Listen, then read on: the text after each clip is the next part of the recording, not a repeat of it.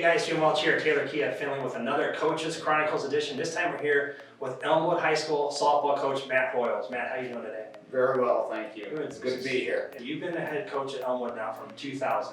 Yep. So this is your 22nd season? 22nd season. 22nd season, and it's a very, very successful program. I mean, everybody in the area knows that when you play Elmwood varsity every year, that it's going to be a game.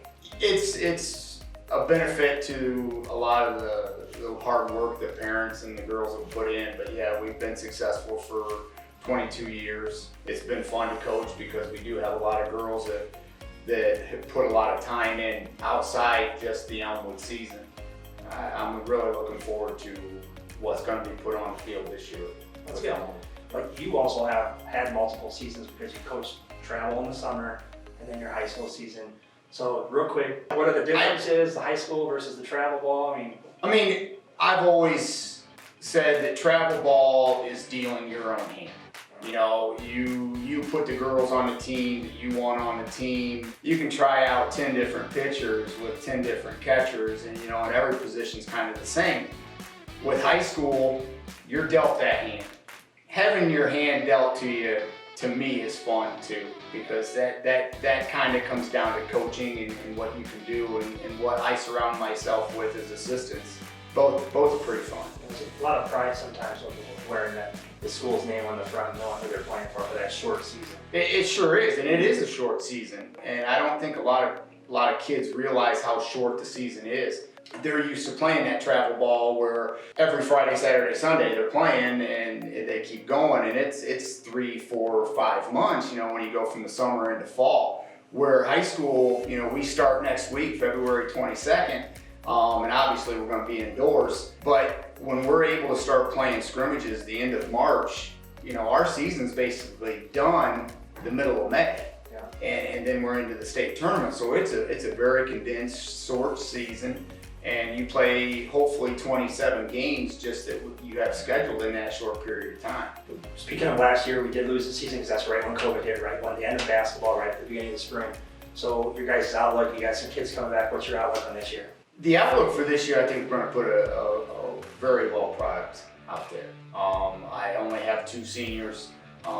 Lainey Bingham is going to be my starting center fielder, and my daughter Madison will be the starting first baseman, and they've been on varsity for 4 years.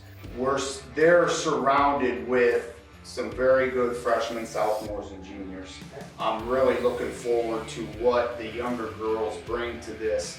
Got to remember, the freshmen obviously are just coming in, but even the sophomores, they lost that season. There would have been 2 or 3 freshmen start for me last year that are very good. They play top-notch travel ball in the summer, kind of know what they bring to the table already. Some of the juniors that were there obviously lost their sophomore year, but they started as freshmen. So I'm really looking forward to what we put out there and the chemistry to what the girls have already. And, it's just been with workouts or stuff that we did last summer with games that we did pickup games. The chemistry of this team I really like already, and we haven't even started yet. That's good. That sounds exciting for not only you but the players, obviously. But I'm pretty excited that things are going to get started. Oh yeah, yeah. I think a lot of them, and a lot of the football, basketball, volleyball, all that, they didn't lose their season last year. So I shouldn't say that. The basketball at the tail end did, but to be a softball player or a baseball player and to see people walking across knowing why they're coming across the fields to tell you were basically done. March 12th was probably one of the worst days that anybody could have had. These girls know that, and they don't want to lose another one, and they've worked real hard, so it's going to be fun to be out there. So a lot of coaches don't get an opportunity to see it from both sides. In softball and baseball, you run into coaches in the summertime.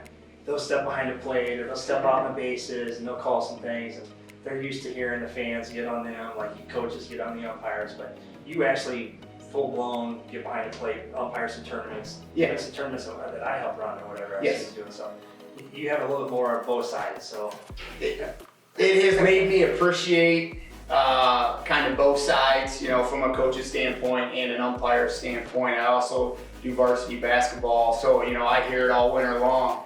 But from an umpire standpoint, I want to umpire how I want to be umpired. Sure. So it's hustle. It's getting there, and you're gonna make 50% of the people mad. The other 50% of the people are gonna be happy.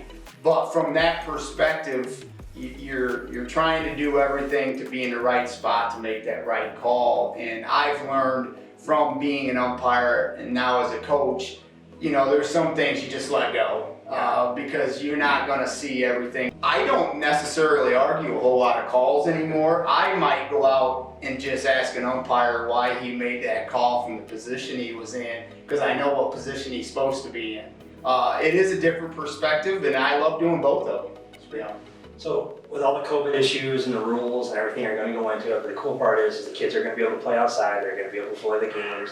There's some stuff. How can the fans, how can the student body, how can just the people that are going to watch this video, parents, everything, how can they help you guys with your team? How can they help you get it going? How can they help it streamline and help make it easier for you guys to get those games in and stuff? Well, the one benefit is it's outside.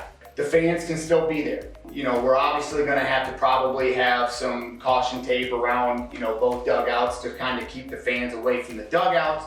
But there's, the good thing about it at our field, we have wide open space that they can come out and they can stand around, and I believe they're going to be able to use the bleachers, especially at our place. We'll just have to tape off some areas, but I think it's basically, other than the masks that you're probably going to have to wear in the dugout and stuff like that, I think it's going to be almost close to what it would have resembled, or what it would have been 2 years ago, before COVID.